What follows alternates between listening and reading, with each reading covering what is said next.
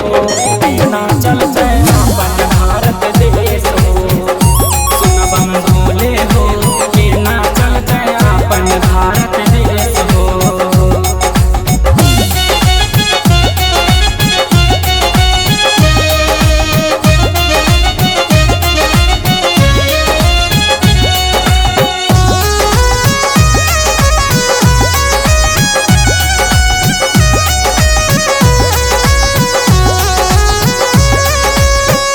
के चलते नेता लड़ै छै केना के चलते देश। कुर्सी के चलते नेता लड़ै छै केना के चलते देश। पप्पू भैया काम करल के राजेश रंजन काम करल के कहियो भेल जेल। सुन बम भोले हो गरीब के रखवाला गेल जेल। सुन बम भोले हो गरीब के रखवाला गेल जेल हो।